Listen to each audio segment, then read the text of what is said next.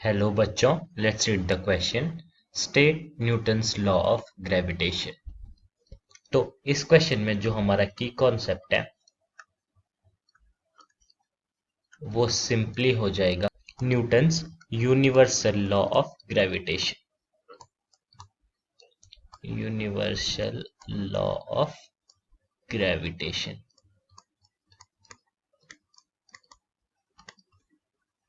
अब universal law of gravitation की जो स्टेटमेंट है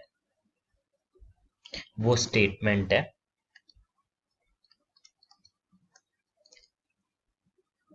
every particle of matter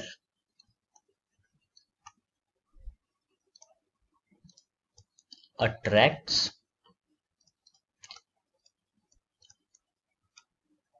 another particle of matter।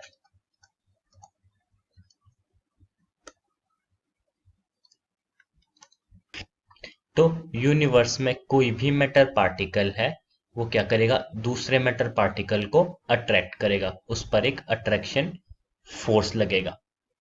Now the statement says that the magnitude of attraction force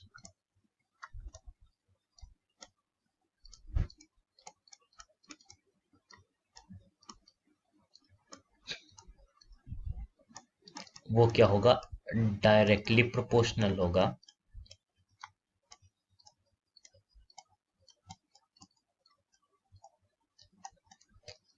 उन दोनों के masses के प्रोडक्ट के बराबर। Product of masses of the particles। और इनवर्सली प्रोपोर्शनल होगा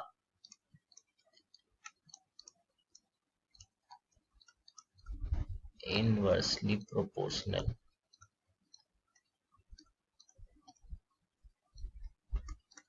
to square of distance between them। उन दोनों पार्टिकल्स के बीच की जो डिस्टेंस होगी उसका जो स्क्वायर होगा उसके इनवर्सली प्रोपोर्शनल होगा फोर्स।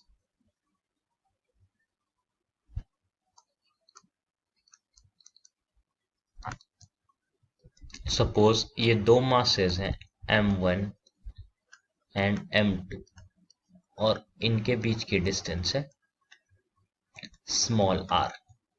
तो न्यूटन्स लॉ ऑफ ग्रेविटेशन कहता है कि मैग्नीट्यूड ऑफ फोर्स होगा वो डायरेक्टली प्रोपोर्शनल होगा उनके मासेस के प्रोडक्ट के बराबर और इनवर्सली प्रोपोर्शनल होगा उनकी डिस्टेंस के स्क्वायर के बराबर। तो हम दोनों स्टेटमेंट्स को जोड़ लेते हैं। तो F will be directly proportional to m1 m2 by r square. अब इस प्रोपोर्शनैलिटी साइन को हटाने के लिए एक कांस्टेंट आ जाएगा and that constant is called universal gravitational constant और जिसे डिनोट करते हैं कैपिटल G से। तो this capital G is universal constant.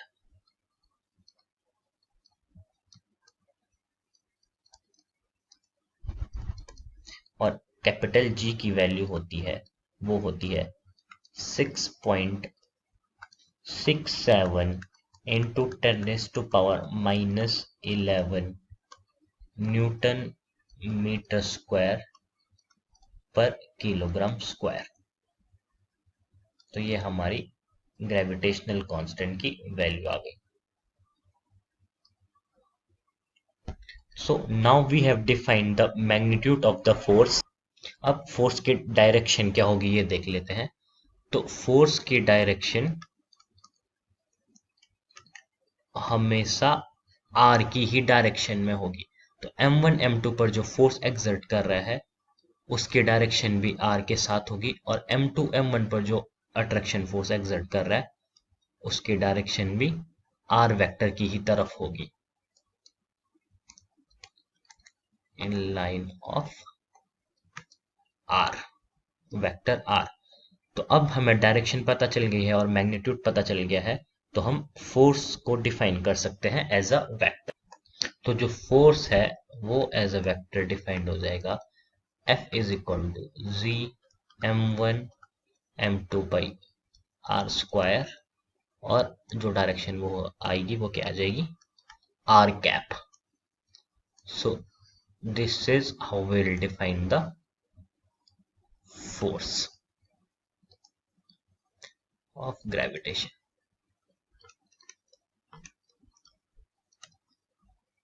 So now we have stated Newton's law of gravitation और हमने फॉर्मूला भी डिराइव कर लिया है for force. I hope you understood it very well. Best of luck.